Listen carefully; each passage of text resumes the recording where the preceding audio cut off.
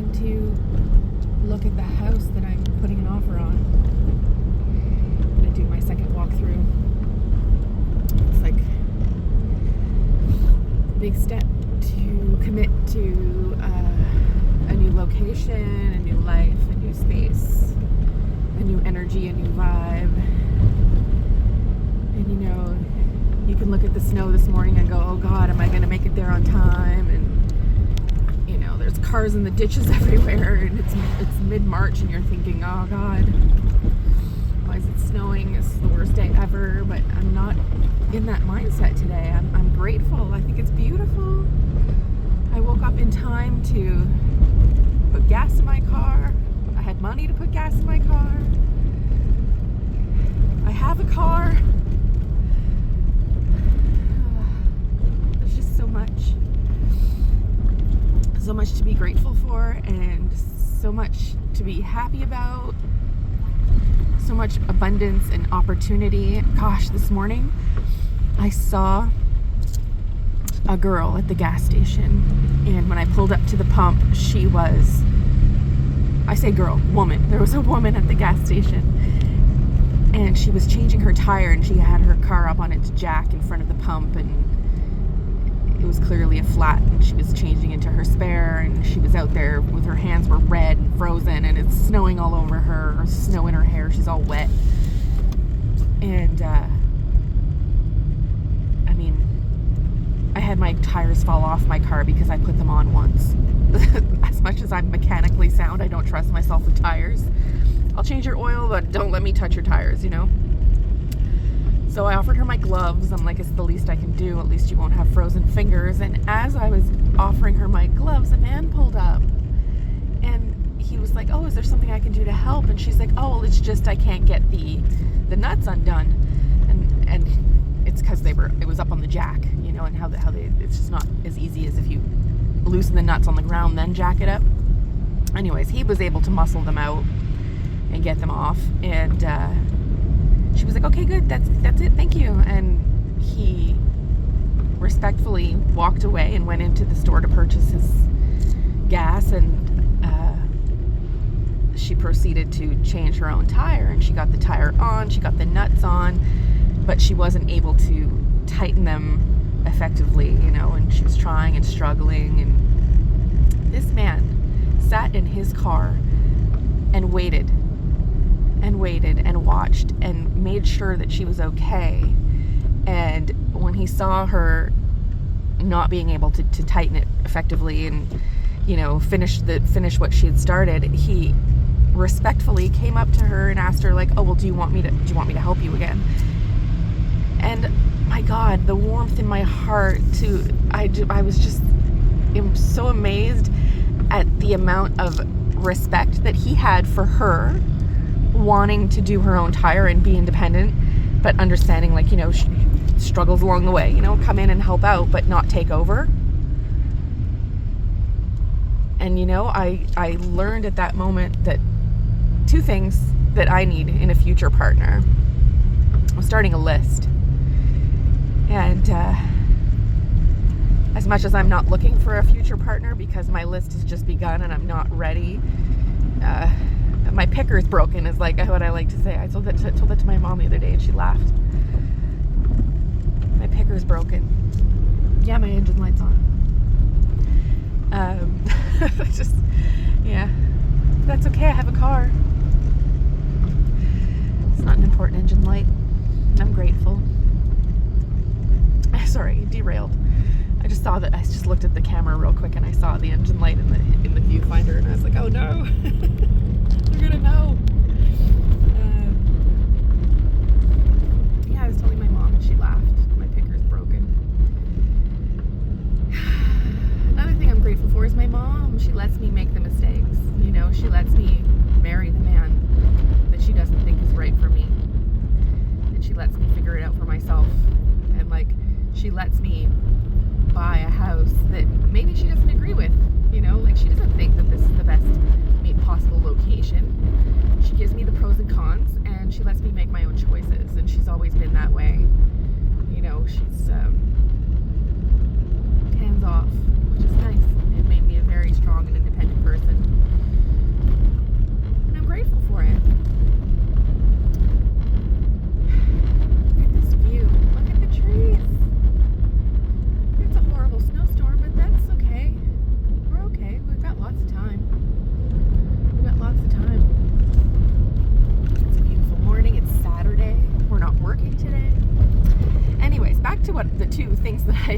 shows in a man that I added to my list today. A man who's willing to stop and ask someone who's struggling if they need help, whether it be with their car or with anything, emotions, anything. Just if you see someone struggling, ask them if they need help. And sometimes they'll say no, and you can say, well, can I sit with you? You know, can I be here for you? How can I be here for you? How can I show up for you? Oh, you want me to just loosen the nuts and that's all you needed from me? Okay, I'll just loosen the nuts, you know? And you know what? I'll just sit back over here and wait and see, like, maybe you'll be okay without any further support from me. But maybe you'll ask for help. Maybe you'll need help, and I'll be here. I'll be here for you when you need that help. And these two people were strangers. Oh, it makes me want to cry with just like, I don't know. I'm not sad. I'm just happy. I'm happy and I'm sad. I'm sad that I didn't have that, I guess. Yeah, maybe that's it. I just needed help with the nuts, you know? Whoa. See? This is better than therapy. I'm telling you. Everyone, pick up your camera, journal. And you know, if the only time you have to do your journal in your busy day is when you're driving, then you know what? It's not that difficult. It's not that difficult. Both hands are on the wheel, by the way.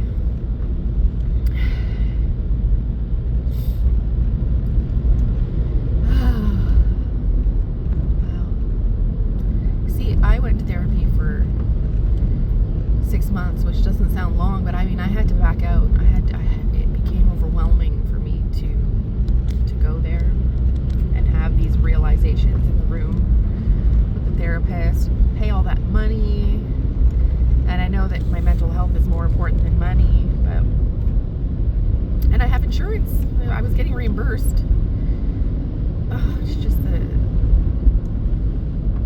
at one point she said to me, after I had like a really big realization, I guess I had set up the therapy at the beginning. She asked, like, well, what are your expectations? What do you want? And I'm like, well, I'm having these specific dilemmas in my life right now with my husband's daughter and my husband and my marriage and, you know, boundaries and respect, and I'm abstinent and sober, and, you know, I'm in a 12-step program, but I'm not doing the steps, and I'm not as committed as I want to be, and I want to be able to create connection with people. And, you know, I had a big epiphany at one point in those meetings with her, and it's no greater than the epiphany I just had about the nuts and the tire and what I want out of life and out of a partnership and out of a man, out of a stranger. You know, if that's how I meet my next partner, because he loosened my nuts. It's a metaphor. You know, maybe I won't need help with loosening my nuts, but maybe I'll need help with something else, or maybe I'll need support, or maybe I'll need kindness at a moment of weakness. Maybe I'll need a strong man who puts me back into my feminine energy. Because I had that for a glimmer of time with my husband, and I loved it. I felt so safe in his arms, and I felt so small, and I felt so loved and wanted and whole.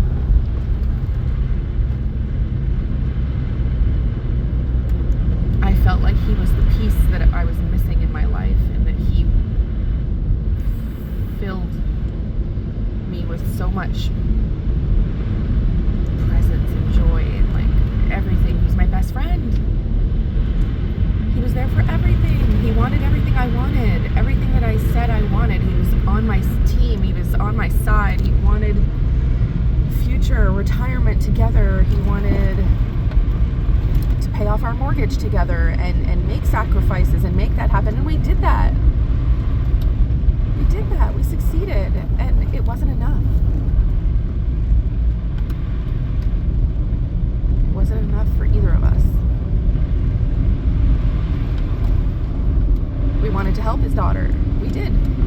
She was struggling. She was having the failure to launch life decisions at 17, 18 years old of like, what am I going to do? And what does the future look like? And graduating and, you know, how do we move on from here? And we welcomed her. We had the means to welcome her into our home. You know, like we had the space, we had the money, and she was willing to do her part at that time, you know. And then as time went on, the goalpost kept moving, you know. Motivation started waning.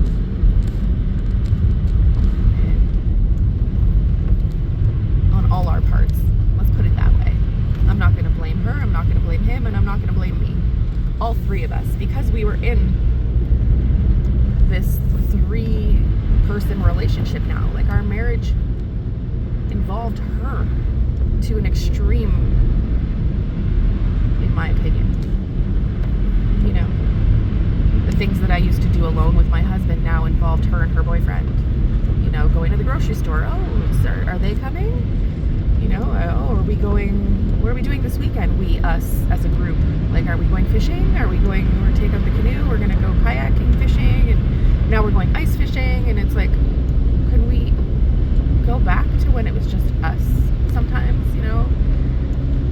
Date nights where it's just you and me, and like, can we go to dinner and not have a third wheel?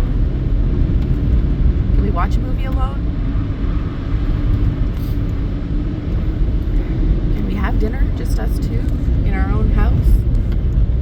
Anyways, we grew apart, is all I can say, with love. We grew apart with love, and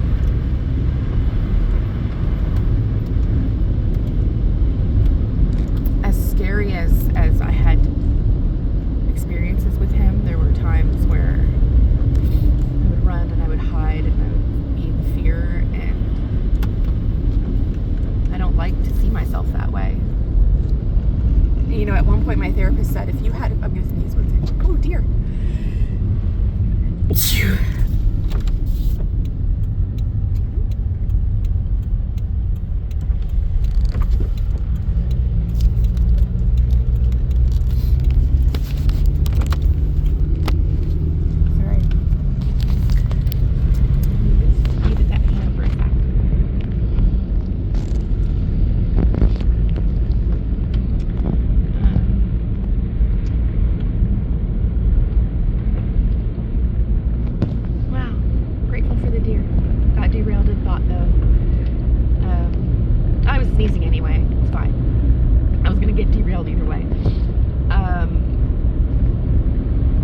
Trying to move on gracefully, and I asked my higher power, and I think when I say that I'm going to lose some people here.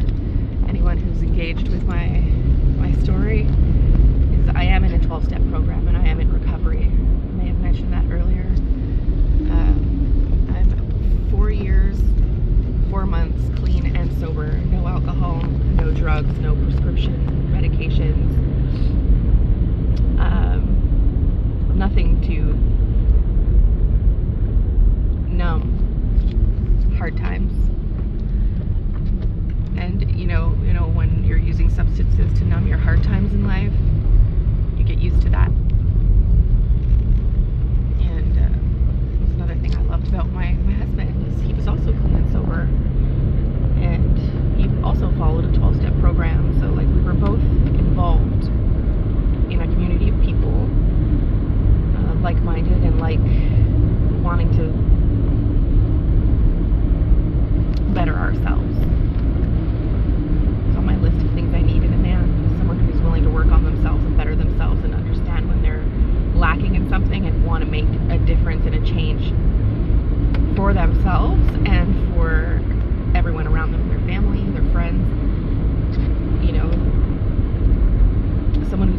hear the hard news that like you're doing something wrong and it's bothering me, or you're doing something that's not healthy or the right decision. It's hard to say those things to someone that you're in a relationship with or that you love. But if you do it with love,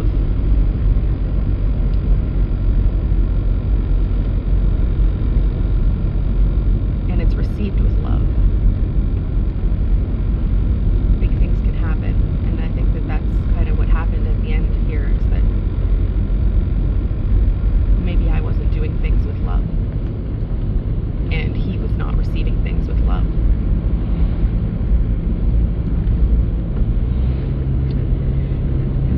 That's how we ended up where we are. And you know what, I'm grateful for it. I'm grateful for my time with him. It led me to a financial future that is stable. It taught me a lot about restraint and restriction financially, and like, you know, you don't need to be such a consumer in life, and you can be a minimalist, and you don't need to have instant things and stuff. Like when you see something, you don't need to have it, buy it. You can save for it, you know. And debt is a burden to me. Like that is one thing my whole life. Like if I had a balance on a credit card, and you know, after my last separation, this is not my first one, I'll tell you. After my last separation, you know, you end up with credit card bills, and you know, you feel like you're never going to get out of it because you're stuck. You're underneath this like heap of interest payments and payments and payments and car payments, and you know, now I'm in my little $900 1999 Toyota Corolla with a check engine light, and you know what? It's getting me everywhere I need to go, and it has no payments. The insurance is $200 a year. It's the most wonderful thing in my life is this little car. I friggin' love, well, not in my life, but it's one of the wonderful things in my life. I have so much gratitude for my little car. It gets me where I need to go. It's taking me right now to my potential new home that I'm about to make an offer on. I'm going to try and film a little bit while I'm in there, so watch out for the next video. I'm going to journal, vlog inside, and this is my second visit to the house. So I think this is the one. Stay tuned.